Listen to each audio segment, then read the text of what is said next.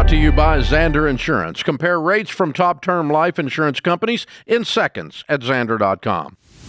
So, just a backstory. I'm Lizzie, 25-year-old mom of 2 under the age of 3. I'm unemployed, and I have a fiancé that works 6 days a week, extensive hours. He makes around $150K a year.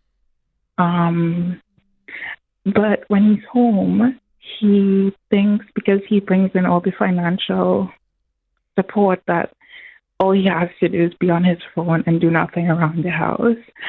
And I'm at my wit's end and I'm ready to leave. But because I feel like I'm in a prison where I have no family, I have no resources of getting out and showing him that I'm not going to stay somewhere where you're begging me to get a job, but I still have to hold all the manpower in the house. Yeah.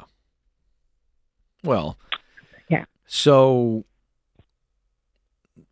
this is a simple solution, but it's going to be difficult. It's going to be hard to do, but it's pretty simple. You're going to have to you're doing a lot on your own, it sounds like anyway. He's bringing in all the income. This relationship sounds like it's non-existent. Whatever exists is certainly unhealthy. So it's the fiancé. Are they his kids? Are they somebody else's kids? What's the story there? No, they're our kids. Okay. So you want out, correct? Yeah, because I just think this person is not willing to change, and he thinks that there's nothing wrong with him or he's not doing anything wrong. I agree. So you should get out. You guys aren't married anyway. So what I would say is you need to figure out what to do based on him not being around. You have to treat it like he's not around. Period. No money. Now, you're in a situation where you are in a prison because he's paying for all the bills. You have no income. So the simple steps are, and I say simple, I'm not saying this is going to be easy, but the simple steps are you've got to figure out who would watch the kids when I'm working full time. Can I do full-time work from a remote situation and still be able to watch the kids? I think that's probably highly unlikely, but you'll know the answer to that. So if the answer is no, let's assume it's no, then you've got to come up with a situation where you go, how much money would I need to make to not only take care of me and the kids, but also be able to pay for the child care above and beyond the basics? You're tracking with me so far, correct? Yeah. Okay. So it's time for you to get out there and shake the tree. And you got to find work, and you got to say, I'm moving forward on my own. If he, once I leave, gets the wake-up call that he desperately needs to get, great news. Let's repair the relationship at that point. But you've got to go, and you're a mama bear. And so the question is, what experience, what skill set do you have in the workplace? So I'm in business management. I've just finished studying business management in 2024. And before that, I did aesthetics and spa management. Okay. So what do you think you could make? And I'm not holding you to this. This is just so that we can begin to get our brains working. What do you think the income opportunity is for you in your economy there in Toronto or nearby? I think there's maybe minimum 50K a year. Okay. Can you live on $50K a year comfortably?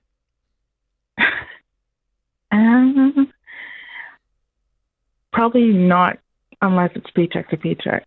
Like it would be paycheck to paycheck if it's 50K. I want to bring George in real quick because he's really, really good here at coaching. She knows the professional side of thing. And by the way, I'm going to give you a copy of my book, Find the Work You're Wired to Do. It's got an assessment in it that I want you to take, and it's really going to help you from an ideation standpoint. And you really need to take it. That's my gift to you. But I want George to come in here because as you're looking for professional opportunities, realistically, you may have to work 2 jobs in the early days to be able to afford childcare.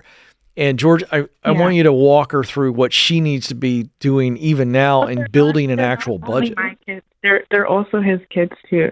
So I think I get it, but you said he does nothing. You said he does nothing, so I'm assuming he's not going to help you. If he helps you, great. No, I think he would. Like he's okay with his responsibility. He knows his financial responsibilities. I think it's the household responsibilities he doesn't want to take accountability for. because I'm not working. So he thinks I don't have to do it. I don't like this idea that you're not working. I have a stay-at-home wife. I would rather be here because it is chaos at the house. She's exhausted. And so the idea that he thinks you're not working is already disrespectful. He doesn't value you. He doesn't value what you're bringing to this family and raising these children. And so I don't know what's going on behind that, of if that's from how he grew up or what it is, but you need to have a very direct conversation with him where he doesn't shut down. It's generational. It's generational because his mom was also a stay-at-home wife, and then his dad probably didn't value his wife. Yeah, he saw his dad. And he goes, this is normal. The man works and the wife just is a leech and she just sits at home all day. It's insane. And so you're not crazy to think this is not okay, and you deserve to be valued and respected in the household. And so you have three options. Staying the same is not an option, right? Staying where you're at. So we either have to deal with the problem at hand and see if he's willing to change and can turn course here, or you leave and start a life on your own. And that's either going to be you as a single mom working 3 jobs, trying to find childcare. I don't know what that next step is for you. I hope this can be resolved and that he can remain a part of these kids' lives and support them. I don't know what the laws in Canada are as far as, you guys aren't married, but there's probably some common law here that says he's going to have to provide child support and spousal support. And to that end, so Lizzie, Canadian. So Lizzie, child benefit. So hold on a second. I want to give it back to George because you jumped in when I was setting him up, and so whatever. Sorry. No, you're great. No, I'm not chastising you. I want you to hear this part from George.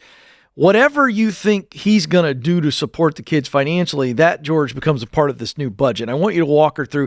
I think she's got to create a pre-budget, which will help her determine what she's going to have to earn based on whatever he's going to do to support, but she's on her own. That's where I'm trying to take this. Yeah, I would create just a fake budget on your own of what a new life would look like and how you would be able to support this and what custody would look like if, he has the kids half the week. I don't know what that would end up being if that's the next step, but that's the kind of parts you need to map out on paper to put some facts, because right now it's just a lot of emotion, and that's hard to grapple with as far as taking a next step. So walk her through that, George, real quick, from rent, the 4 walls, to some other things. Yeah, so I would start researching, hey, what would it look like to live on my own? What would that cost? What is rent in this area?